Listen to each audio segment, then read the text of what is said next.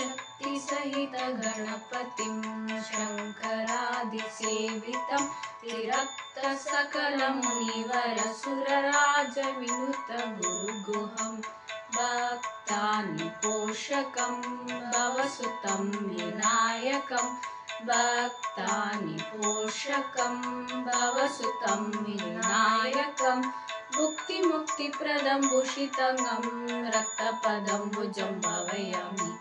शक्तिसहित गणपतिं शङ्करादिसेवितं विरक्त सकलमुनिवरसुरराजविनुतगुरुगुहं भक्तानिपोषकं भवसुतं विनायकं भक्तानिपोषकं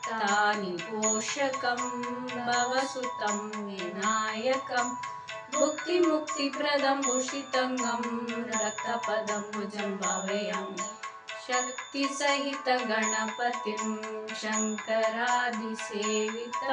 विरक्त सकलमुनिवरसुरराजविनुतगुरुगुहं सुरराजविनुतगुरुगुहं सुरराजविनुतगुरुगुहम्